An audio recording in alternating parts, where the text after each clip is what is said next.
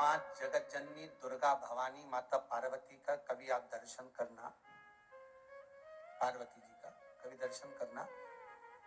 सिर पे पल्लू माता के कम मिला, यहाँ पल्लू लगा रहा और माता के केश खुले रहे, जगत जननी जगदम्बा के।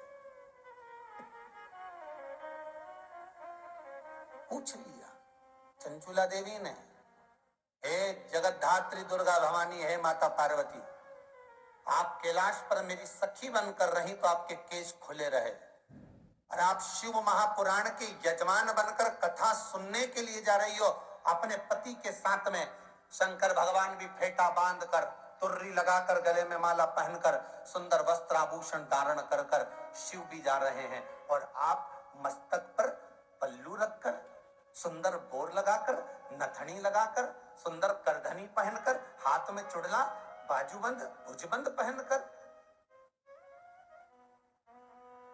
इतने आभूषण, इतने रत्न पहनकर, मस्तक को ढककर, सिर पर पल्लू लेकर आप कहां जा रही हो?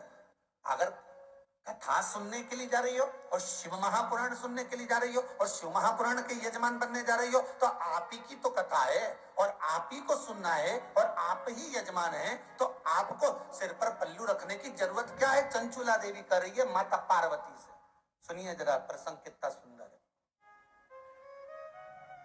क्या जरूरत पड़ गई आपको पल्लू लेने की? आपको क्या जरूरत पड़ गई? वस्त्र सिर पर रखने की, मस्तक धारण करने की क्या जरूरत पड़ गई?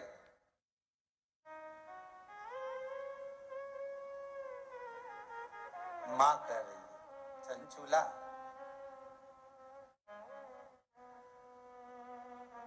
कथा सुनने के लिए मैं तुमरुका जी के पास जा रही हूं, क्योंकि जजमान कथा सुनने के लिए किसी के द्वार पर जाता। मैं तुमरुका जी के पास कथा सुनने के लिए जा रही हूं, तो क्या हुआ? तुमरुका जी के पास अगर कथा सुनने जा रहे हो, कथा तो आप ही की बचेगा ना, तो फिर जरूरत क्या सिर पे पल्लू रखने की? नहीं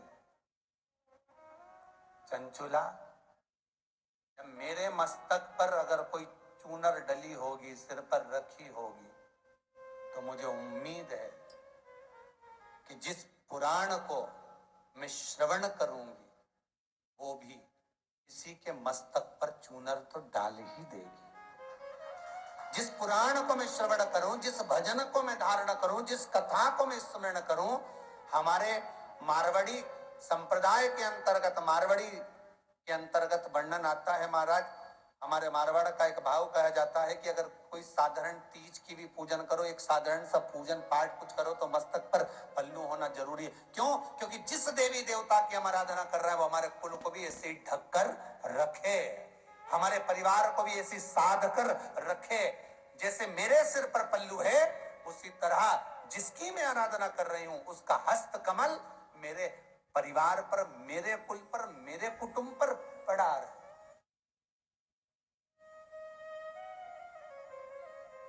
चलो जाने तो अग्नि पुराण का एक चरित्र सुनते हैं, बड़ा सुंदर है महाराज। अग्नि पुराण में सूर्य देवता अपनी धर्मपत्नी संध्या से कह रहे हैं, संध्या सुन, जिस नारी के मस्तक पर केश रहते हैं, जिस नारी के मस्तक पर केश रहते हैं, और जितने नारी के मस्तक पर केश रहते हैं, उतने ही पीढ़ी दर पीढ़ी नारी के मस्तक पर, जिस नारी के, सौभाग्यवती नारी के मस्तक पर केश रहते हैं, पीढ़ी दर पीढ़ी और आने वाला उसके पुत्र पौत्र आदि आदि का पूरा भाव उसके मस्तक के केश में रहता है।